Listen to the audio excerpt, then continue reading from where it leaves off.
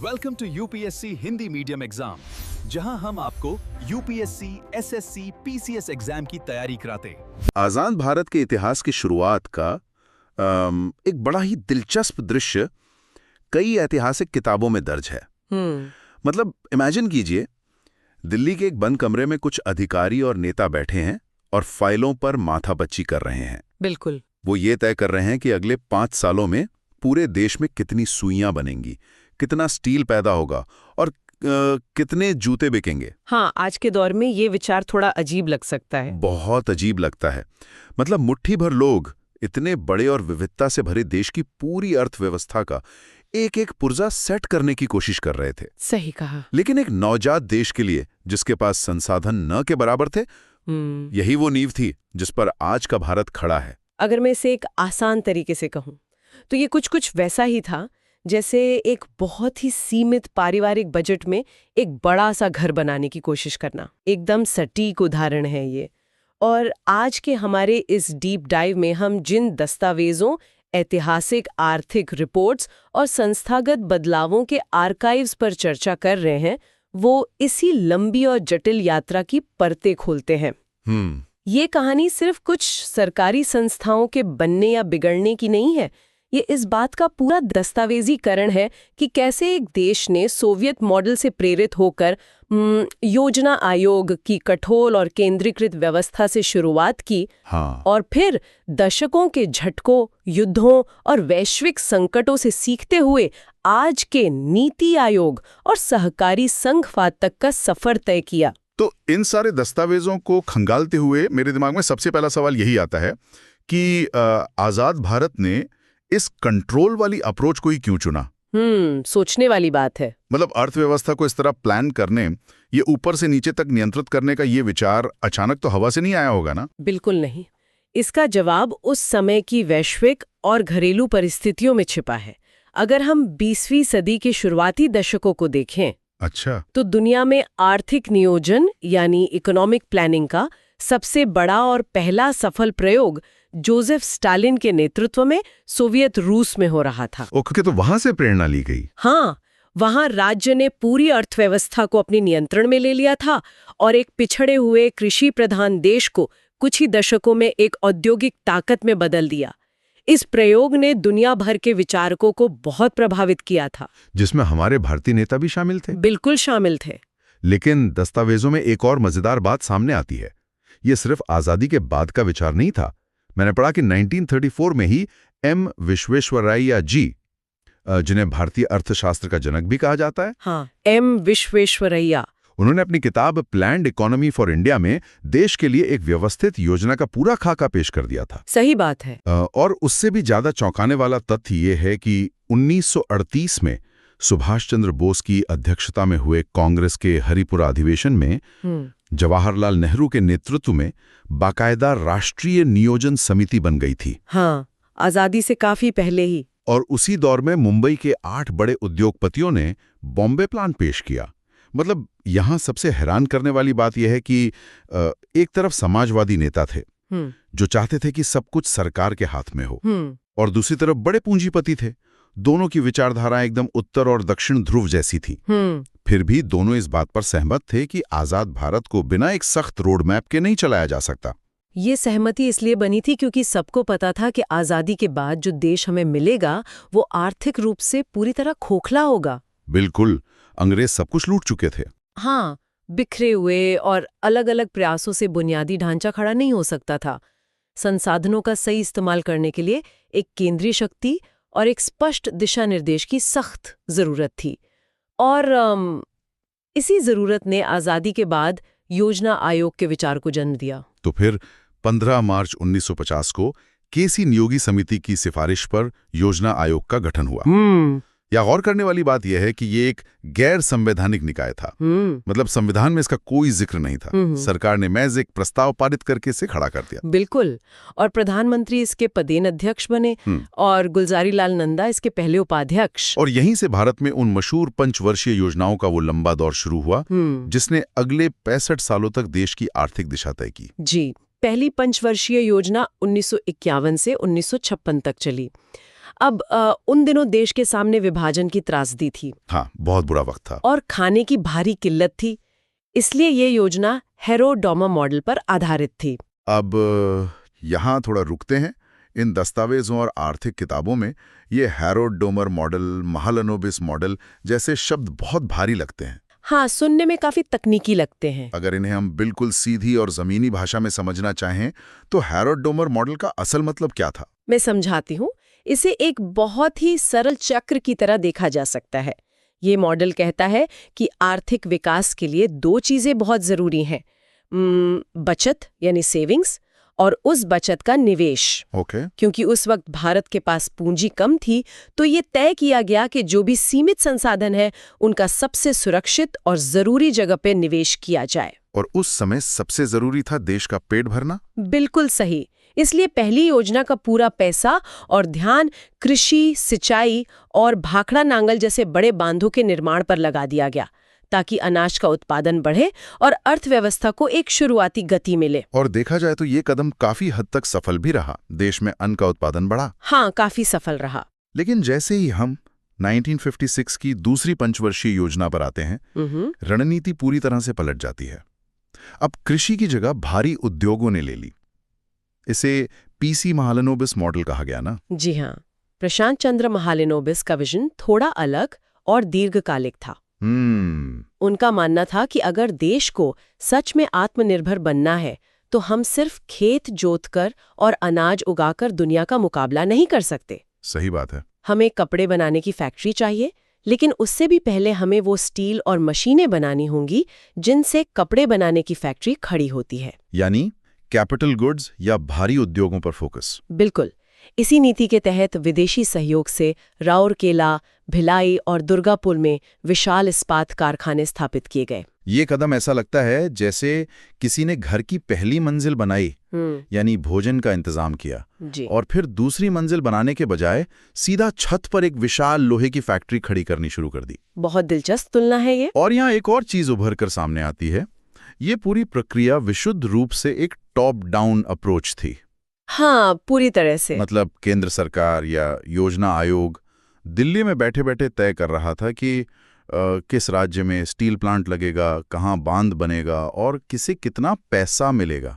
राज्य सरकारें उस समय सिर्फ निर्देश सुनने और उन पर अमल करने वाली एजेंसियां मात्र थीं। उनका नीतियां बनाने में कोई खास योगदान नहीं था। देखिए, ये टॉप डाउन अप्रोच कागज पर बहुत व्यवस्थित लगती है। एक स्प्रेडशीट में आंकड़े डालना और 5 साल का लक्ष्य तय करना बहुत आसान है। हाँ, कागज पर तो सब बढ़िया लगता है। लेकिन इसी अप्रोच की सबसे बड़ी कमजोरी इसका लचीलापन ना होना है। इसमें फ्लेक्सिबिलिटी बिल्कुल नहीं होती। जब कोई अप्रत्याशित संकट आता है ना, तो ये कठोर सिस्टम पूरी तरह चरमरा जाता है। और भारत के इतिहास में ये संकट बहुत जल्दी आ गया था। बिल्कुल। तीसरी पंचवर्षीय योजना के दौरान ही, जो 1961 से 1966 तक थी, ये दौर भारतीय अर्थव्यवस्था के लिए किसी बुरे सपने से कम नहीं था। दस्तावेज बताते हैं कि 1962 में चीन के साथ युद्ध हुआ। हाँ।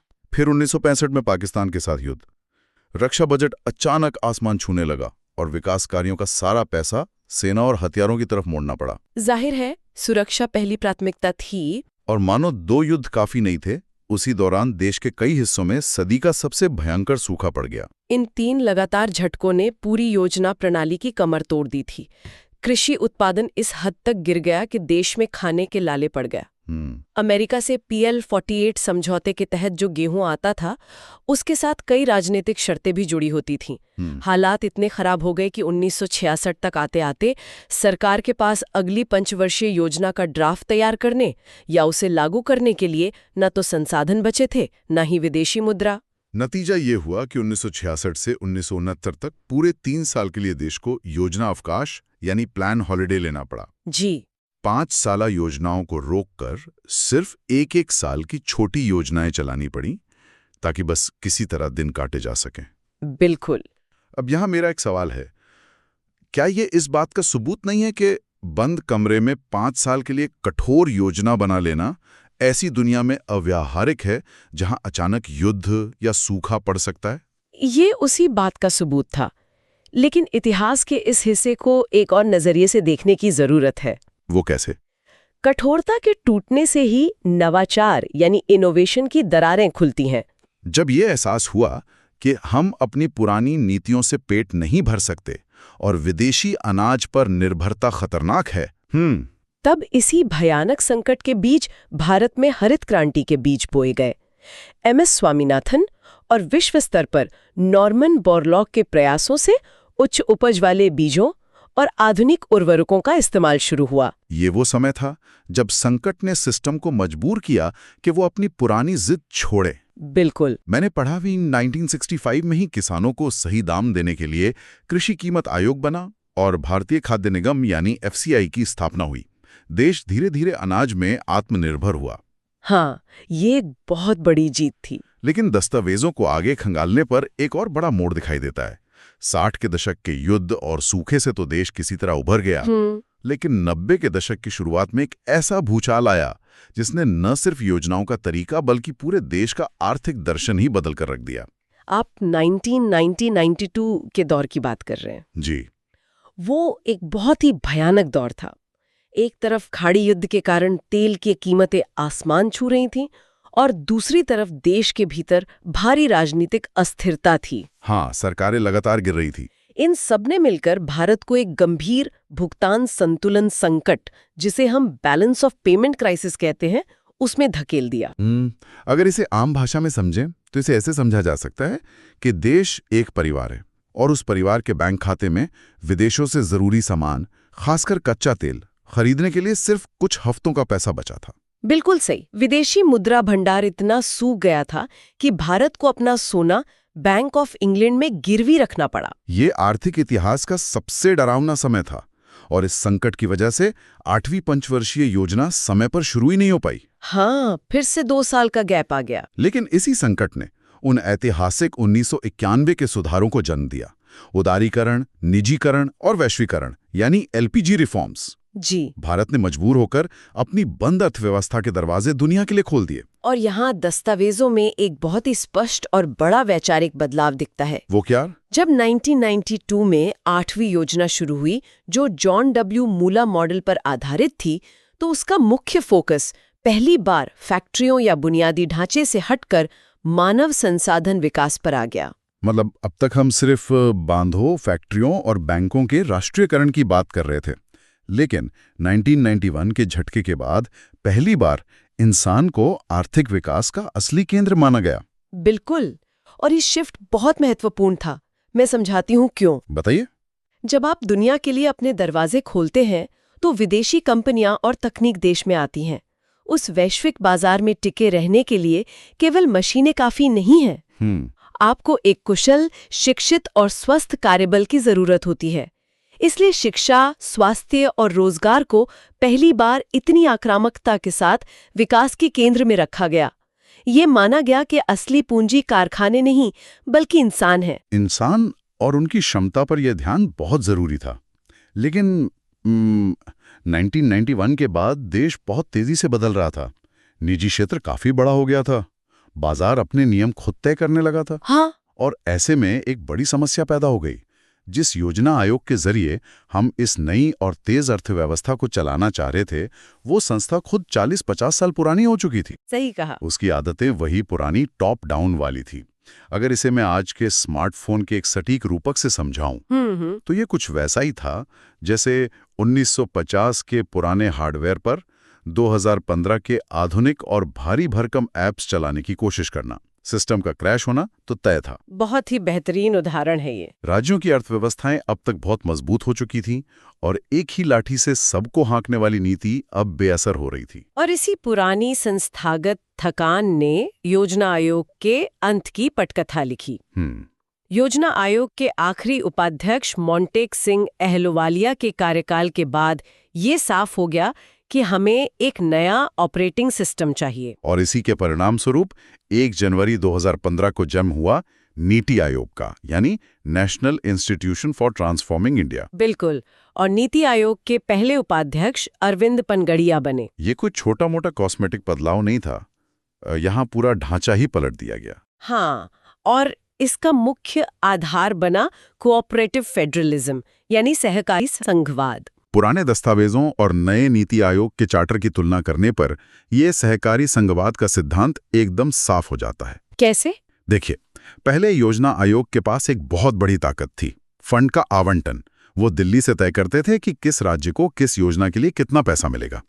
राज्य अक्सर शिकायत करते थे कि उनकी स्थानीय जरूरतों को दिल्ली में बैठे अधिकारी नहीं समझ सकते। बिल्कुल सही। लेकिन नीति आयोग ने ये फंड बांटने का काम पूरी तरह से वित्त मंत्रालय को सौंप दिया। नीति आयोग खुद एक थिंक टैंक या एक प्रमुख सलाहकार निकाय बन गया। यही तो सहकारी संघवाद का असली मतलब है। राज्य अब केवल केंद्र के आदेशों का पालन करने वाले या पैसा मांगने वाले मातहत नहीं है, वे नीति निर्माण में केंद्र के साथ बराबर के भागीदार हैं।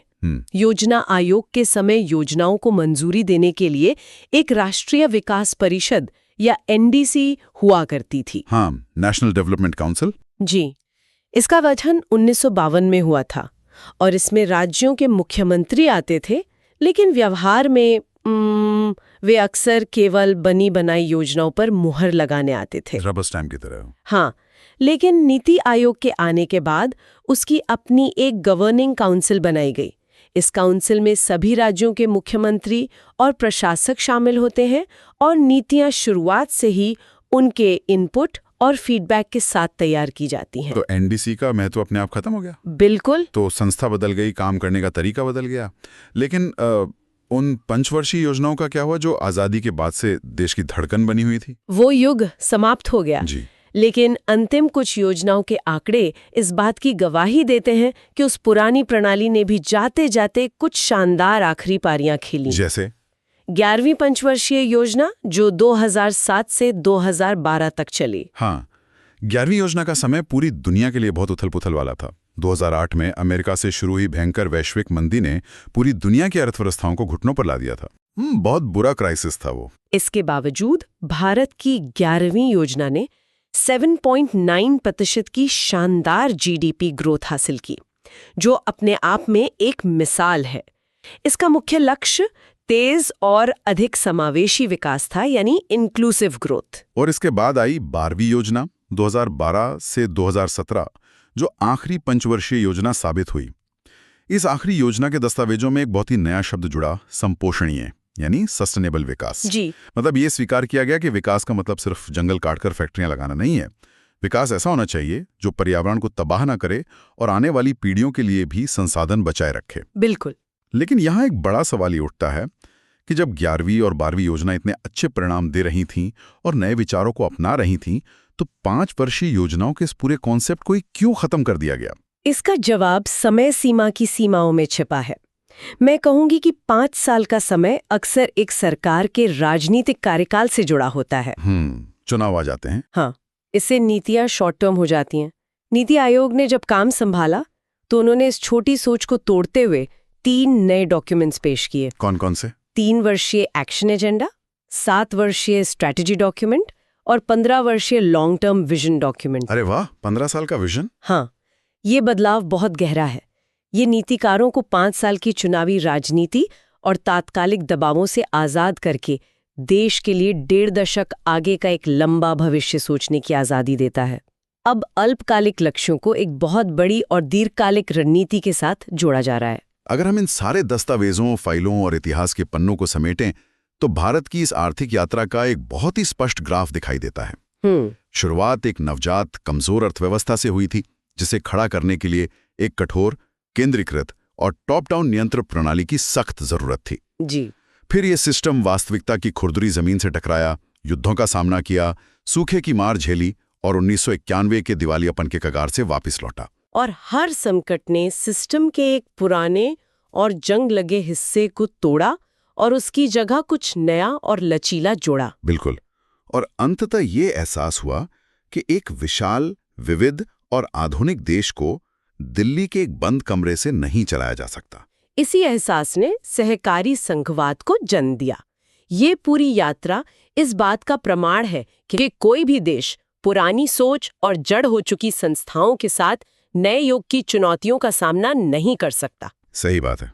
नीतियां पत्थर के लकीर नहीं हो सकती, उन्हें समाज, तकनीक और समय के साथ खुद को इवॉल्व करना ही पड़ता है। और आज देश में जो भी नई नीतियां बन रही हैं, इंफ्रास्ट्रक्चर के जो विशाल प्रोजेक्ट्स लागू हो रहे हैं, वे इसी एवोल्यूशन का नतीजा हैं।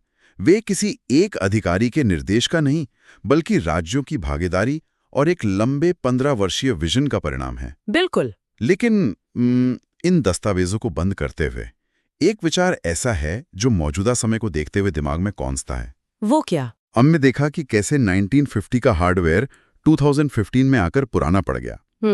लेकिन आज की दुनिया की गति को देखिए। आर्टिफिशियल इंटेलिजेंस, मशीन लर्निंग और नई तकनीकें अब दशकों में नहीं बल्कि हर कुछ महीनों में दुनिया बदल रही हैं। जो नीतियां आज बन रही हैं, हो सकता है 2 साल बाद उनका कोई औचित्य ही ना रहे। ये एक बहुत ही वाजिब चिंता है। ऐसे में जो लोग इसे सुन रहे हैं, उनके लिए सवाल लाजमी है कि क्या नीति आयोग का ये नया 15 वर्षीय विजन डॉक्यूमेंट इस तेज और अनिश्चित रफ्तार वाली दुनिया में पर्याप्त लचीला साबित होगा? या फिर भविष्य में हमें प्लानिंग के एक और बिल्कुल नए मॉडल की जरूरत पड़ेगी जो रियल टाइम में खुद को बदल सके? बहुत ही गहरा सवाल है ये। ये एक ऐसा खुला सवाल है जो भविष्य के आर्थिक इतिहास का अगला पन्ना लिखेगा। आज के इस डीप डाइव में बस इतना ही।